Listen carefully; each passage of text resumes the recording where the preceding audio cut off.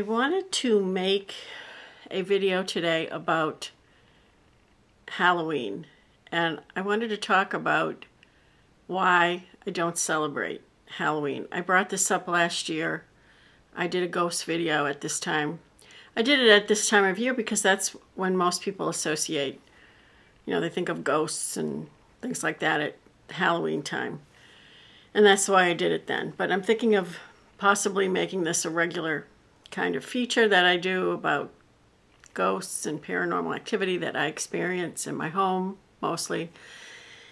And I had said I don't actually celebrate Halloween, and if you want to know why I don't celebrate Halloween, I'll let you know. I'll make a video, and a couple of people after a while said they wanted to know. So I wanted to do that this year. I don't want to offend anyone because I have been offended watching people who do paranormal videos in the past. I am a Christian, and I was watching a lady who has been on television and has a YouTube channel, and she actually just slammed Christianity out of nowhere. My chin hit the floor, and I thought about what I would do. And so I decided, instead of trying to challenge her and say, somebody had said in the comments, you may offend people by what you've said. And I just opted to unsubscribe to her. So that's what I did. I don't unsubscribe to people very often. I find that kind of rude, and you have to really offend me for me to unsubscribe. You are unsubscribed to me, of course. If I'm subscribed to you, I would unsubscribe. But anyway, in order to explain why I don't celebrate Halloween, I have to talk a little bit about my childhood and my upbringing. I was raised Roman Catholic, and there's nothing in the Roman Catholic Church against specifically celebrating Halloween. But I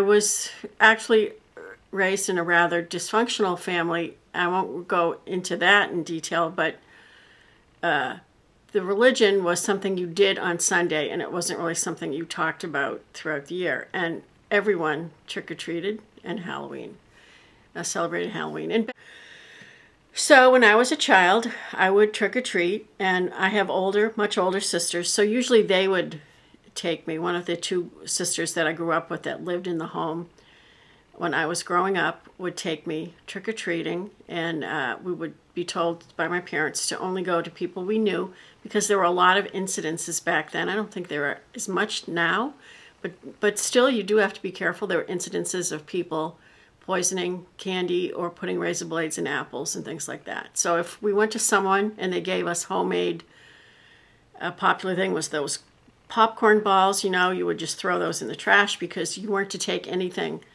from anybody that was homemade. And if you were given an apple, you were to inspect it carefully and so on.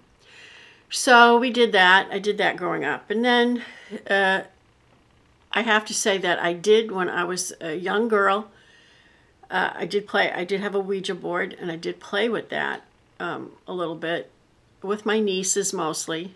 I have 4 nieces and 2 nephews. They are very close to my age, and sometimes do that. And I always dress like a witch, except for the year I dressed like Barnabas Collins. If you know who that is, that's from Dark Shadows. That was a gothic soap opera.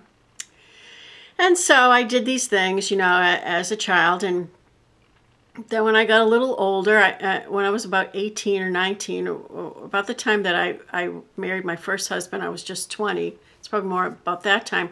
I started to question my faith and question whether or not I wanted to even be Catholic. Didn't really question whether I wanted to be Christian, just do I want to be Catholic? Do I want to be another religion, Protestant religion maybe? Do I want to go to another parish other than the one I had been going to for quite some time?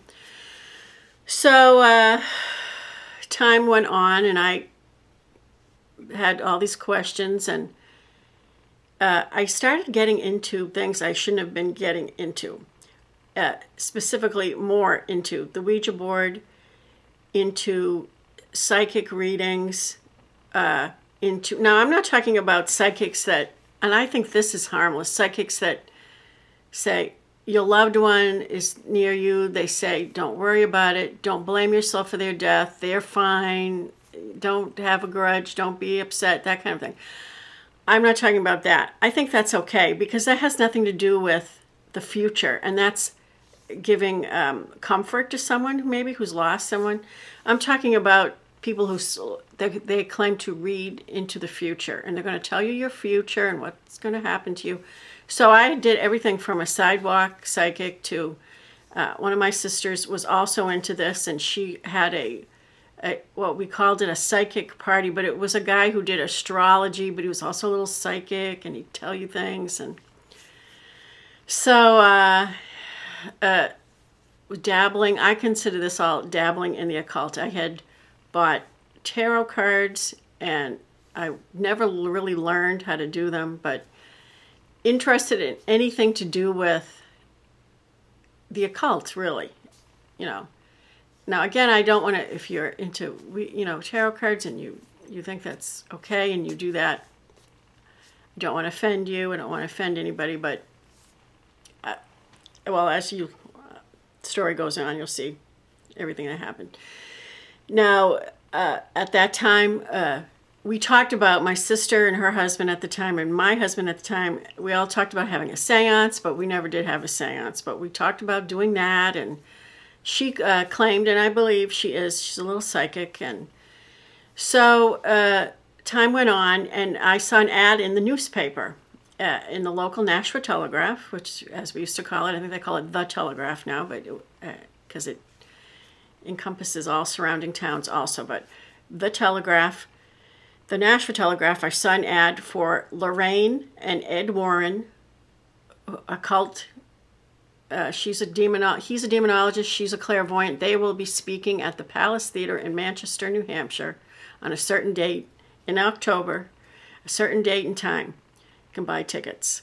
I said to my sister, we've got to go to this, because I thought it was another hooly-gooly thing I was wanting to participate in.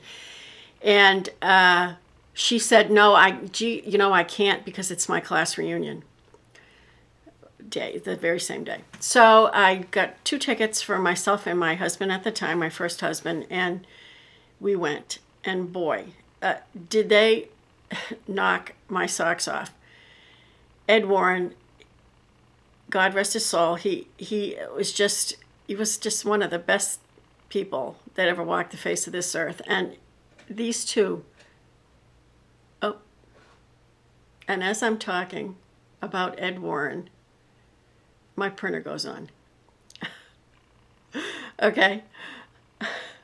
That's one of the things that happens a lot in our house. Printers go on and off without us, nobody's home. Okay. It's about 11 o'clock in the morning, and everybody's at school. My husband's at work, and the printer just went on. It happens often. Anyway, I'll talk about that in another video.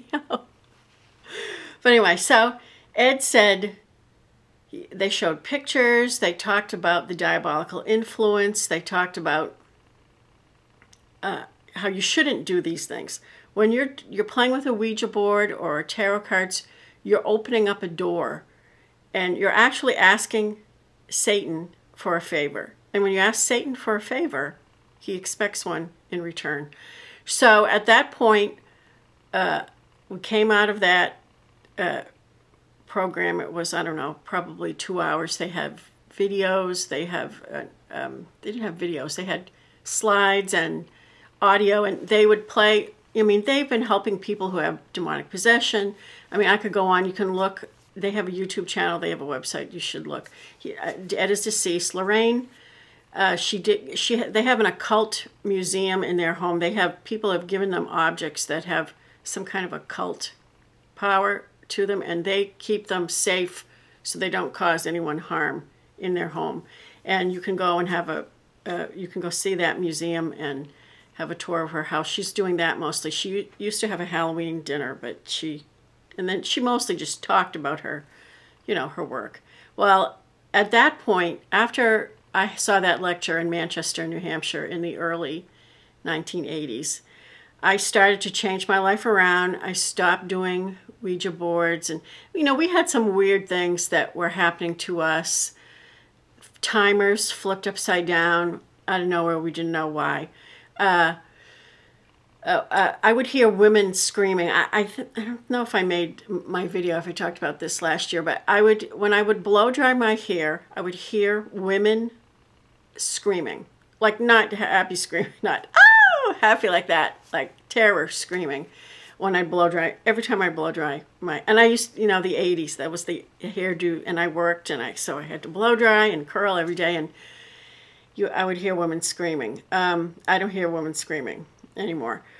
So I started to abandon all these practices, the Ouija board and the tarot cards and so on. My ex-husband was a volunteer at an animal shelter, and one of his jobs was to bring deceased dogs and cats to the incinerator at the Nashua landfill and have them cremated, basically. And I said, please bring the Ouija board since then, and the tarot cards, and burn them. Two things happened since then. I've heard it isn't good to burn them because you can release more power, bad power, when you burn them. Another thing that I've heard, that he said, was that he wasn't sure if he had actually brought them to the incinerator. On thinking about it years later, he said, I think I may have just thrown it in the dumpster in the apartment complex where we lived. So anyway, so I don't know where they actually really did end up, but they definitely were out of my house. I even went so far as I took all my Stephen King novels and I gave them to a store. I don't even know if it's still in Nashua. It was called Annie's Book Swap, and you could bring books and you could buy books pretty cheap, used books. And I gave them all to Annie's Book Swap. I thought I burnt the Ouija board and the tarot cards and the book and so on. And I started on what you could call a conversion back into my own faith. And I started going to Mass more regularly. I started going to confession. I started saying the Rosary. I learned to say the Rosary because I'm a child of the 60s and the 70s and Vatican II, and I didn't know how to say the Rosary. And my mother would say, well, I better not teach you how to say the Rosary because you're going to get in trouble at school, because I went to a Catholic school. They're not teaching that anymore. So I taught myself how to say the Rosary and so on. So when it came time for my first husband and I, we finally decided to start a family. Anyway, I did end up sending my children to Catholic school, and I send them to Christian preschool, and they would have, before they were born, I started to think about Halloween and whether or not I wanted my kids to celebrate Halloween. And one of the things that happened was I saw a program with Pat Robertson. And Pat Robertson, he was used to be, I think he's maybe retired now. He's getting quite on in years. But he was the guy who was in charge of the 700 Club, which is a Protestant television program. And so Pat did this whole program, and I think I still have it on a video cassette, about Halloween and how he didn't think it was a good idea for kids to go trick-or-treating or celebrating Halloween. And what he was saying in the show basically was that Halloween is Satan's holiday, celebrated by Satanists as his birthday. And he had people on, he showed some, reports of course, ritual abuse of animals and so on. But then he also had some people on who were talking about how trick-or-treat and Halloween had influenced them to lead not such good lives. And one of them, I remember, was a guy who had at one time been the head priest of the official Church of Satan. And he had said he got into Satanism and the occult when he was trick-or-treating, and he looked up into the sky and he saw all these squiggly, ghoulish creatures up in the sky for just a few seconds, and then they disappeared. And from then on, he was drawn. And if anybody who's ever been involved in the occult knows that there's definitely a seduction and a draw to it. And it pulls you in, it sucks you in until you're almost like drowning spiritually, so to speak. So that's, I'm trying to get, I hope I'm expressing myself. I'm trying to explain, where my belief system comes from. I made a decision. I didn't want our kids to celebrate Halloween. So we didn't do anything with Halloween. I started this actually even before I had children. I stopped. I didn't like that. I didn't want to see a jack-o'-lantern, a ceramic one, a real one, nothing. I didn't want any of this. Pumpkin, okay. Harvest, all right, maybe that's okay. But I did not put up anything in my home, and I did not give out candy on trick-or-treat night. And to this day, I don't do that. One of my 17-year-old son said to me the other day, I'm going to give out candy. I said, no, you're not. He said, I'm going to go out and buy candy and give it out. I said, I still own the house. You're not giving out candy on trick-or-treat. I might sometimes give the neighbor kids little bags of candy, but the few that live right near, very close to me, but I do not give candy out at trick-or-treat. As time went on, my kids got a little older. If they had a Halloween celebration at preschool, and you'd think, some Christian organizations wouldn't do this, but they would. So I would have them dress like saints, and just do that. Or not keep them out. I might even keep them out the day of the Halloween parade or whatever. As time went on, there were two ladies in my parish who decided they wanted to have a saints party for the kids around November 1st, which is All Saints Day. So they organized this party, and I helped them with it. And then one moved to a parish in Manchester, New Hampshire, and the other moved to another parish in Nashua, because Nashua has got a lot of Catholic churches, and a couple have been closed in the past few years, but they still have quite a few. So anyway, and so she was no longer going to be able to do it, neither was the other lady. So I volunteered, and I took over the saints party. So my kids would dress like saints. And they didn't go trick-or-treating, but they went to this saints party. And at the saints party, they played games like St. Francis Duck Game, which was a game that I brought. It was like a lucky duck kind of thing. And I had a sticker of Jesus underneath one of the ducks. And if you got that one, you were the winner. And here's a picture now. They're much older now. They're all teenagers now. But there's my three kids. You've seen Benjamin in one of my videos. He's 18, the one in the end. He was St. Michael the Archangel.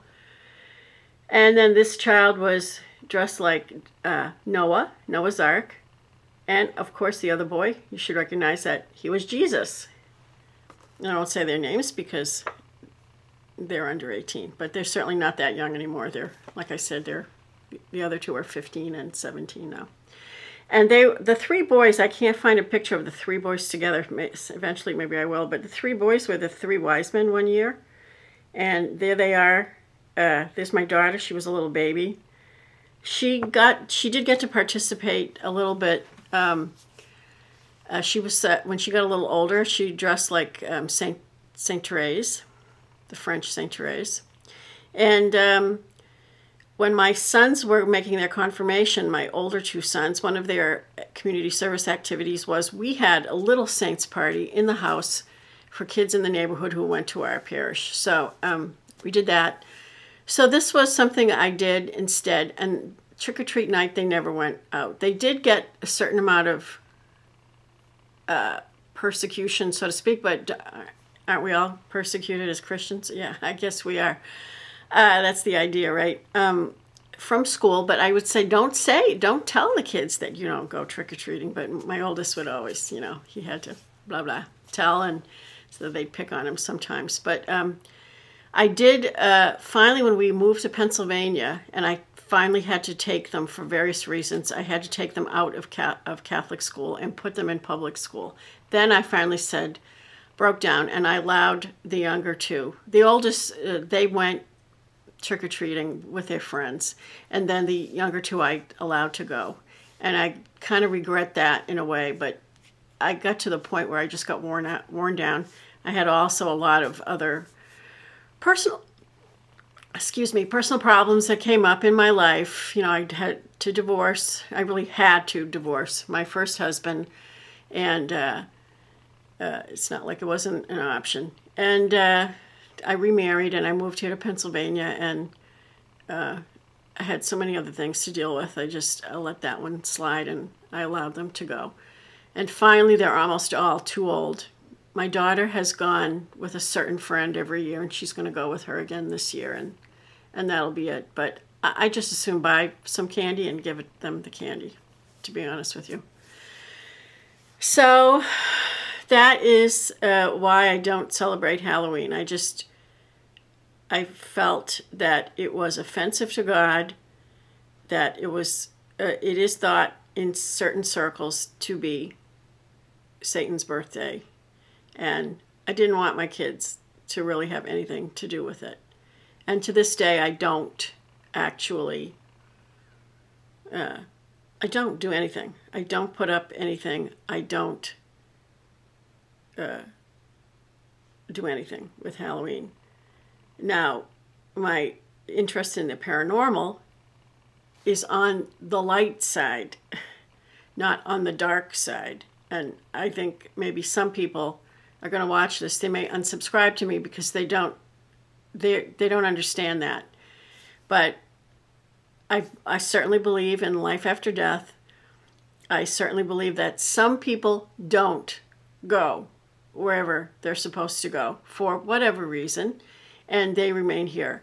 And that's what I'm interested in. And I don't go on ghost hunts. I'm not connected with any group that goes ghost hunting or so on. But, you know, I think that it's healthy to have an interest in that, but you have to approach it from a careful standpoint, and you shouldn't just go off crazy. Like, you shouldn't play with Ouija boards. That's like the worst thing, because it really does attract negative and evil energies.